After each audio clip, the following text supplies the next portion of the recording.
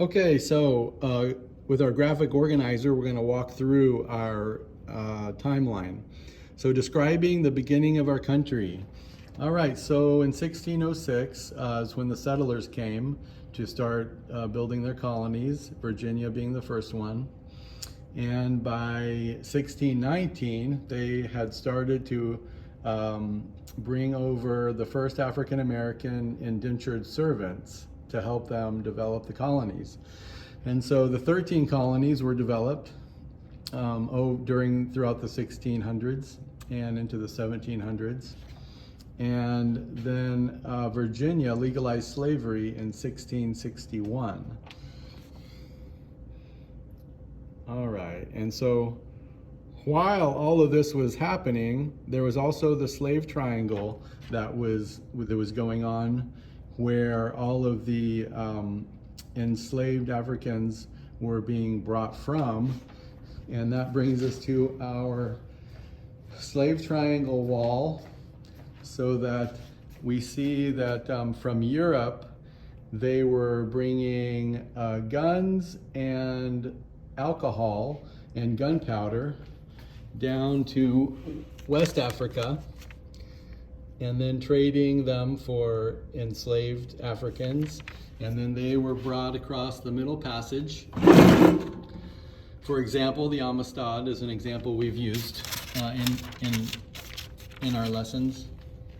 And then they were brought to the Americas, where they were traded for our agriculture and the crops of cotton and tobacco and sugar, and then which were traded back to Europe, starting the cycle all over again.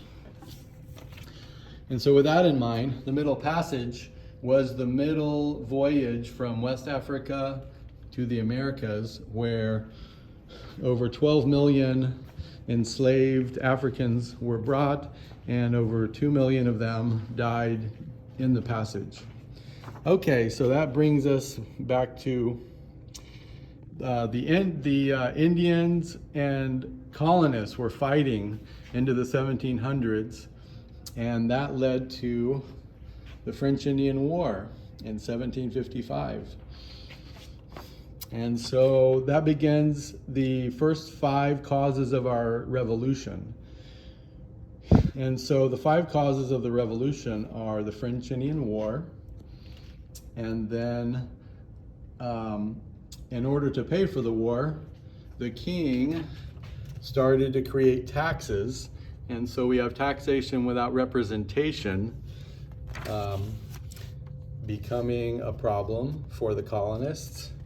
And with the tea tax, they responded with the Boston Tea Party, which is the 3rd cause.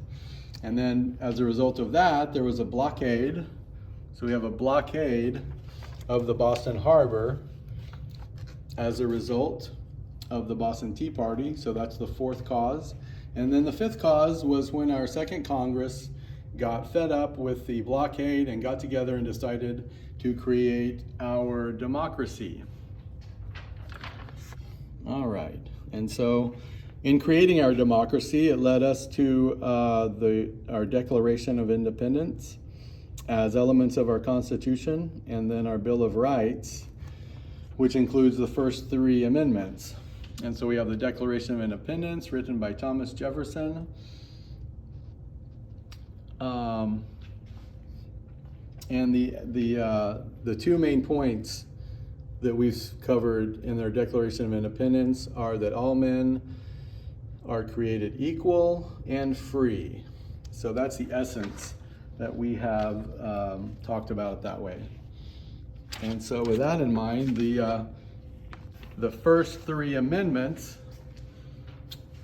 now are, we came for freedom of religion, and so therefore the First Amendment reflects that. The freedom of religion, speech, press, assembly, and petition are all needed in order to have freedom of religion. And then the Second Amendment is to be able to have guns in order to protect ourselves and our First Amendment rights. And then third, that we have privacy in our homes. and that the government cannot enter our homes for no good reason. And so that brings us back into to history. After we started our own government, which is a democracy and capitalist, the cotton gin was invented in 1793, and that was a machine that separated seeds from cotton, and the impact it had on slavery was that it quadrupled the amount of slaves that were being used to develop this agriculture in order to send it up north to be manufactured and make our country rich. So our country got very rich through our agriculture, and a lot of it was based on the cotton that was being processed by the enslaved laborers. And so we also discussed the Louisiana Purchase, happened about this time, in which a third of our country was bought from France by Thomas Jefferson. All right, and so let's see, next on our timeline is the abolitionists and Harriet Tubman. So the abolitionists were beginning to organize and help slaves escape from slavery. And so Harriet Tubman was one of our history heroes who escaped from slavery in 1849 and lived to be till 1913, and was a leader of the Underground Railroad. And Dred Scott was also a key figure in helping to lead to the Civil War. He sued the U.S. Supreme Court for his citizenship, actually to be free, for his freedom, but he was denied that because of his citizenship. And so he helped lead to the Civil War because the North was very upset about his case and that he lost his freedom. And so it just fueled the fire of the North to want to fight even more to make sure everyone could be free. And so the Civil War happened from 1861 to 1865. And that was between the North, which was the Union, and the South, which was the Confederacy. And the North won. And so when the North won, they created the Reconstruction Amendments, which was the 13th Amendment, outlawed slavery. But the caveat that we learned along with this is that it left the loophole open for prison slavery to begin to become a thing. And so now we have the world's largest prison population, partially due to the 13th Amendment, replacing slavery with prison slave labor, and then overcharging African Americans to disproportionately have them in that position. And then the 14th Amendment guarantees the black people's citizenship. However, we also learned that it left the loophole open for Indians to not have citizenship, or Native Americans. And so Native Americans continued to lose their land and their freedoms due to their lack of citizenship. Even so that was another loophole in the amendment that allowed us to continue to take advantage of people of color in our history. And then the 15th Amendment guarantees voting for all races, and it also excluded the Native Americans from voting, and women. All right, so that brings us to the Mexican War.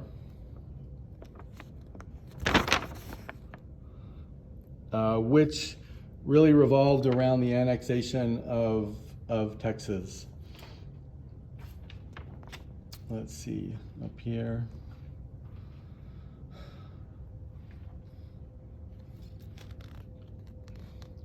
All right, so the Mexican War, and the Trail of Tears we'll backtrack a little bit, that this is something that was also part of this time in history, that Andrew Jackson was the president who approved the Indian Removal Act and displaced Indians, and up to 18,000 of them walked the Trail of Tears, and up to 4,000 of them died in that process. So it was a very painful part of our history. All right, so with that in mind, discussing the Industrial Revolution starts with the cotton gin as an example. So machines starting to become useful so that we develop large factories and machines to do a lot of the heavy work and labor that really sped up our process of developing our country and our economy. And so that brings us to the Civil Rights Movement, in which Dr. Martin Luther King was a key proponent, and Rosa Parks were two main figures in our modern civil rights movement, where they stood up for the rights that African Americans had been guaranteed in our amendments and our Declaration of Independence. And so they just fought to get the rights that they had already been guaranteed.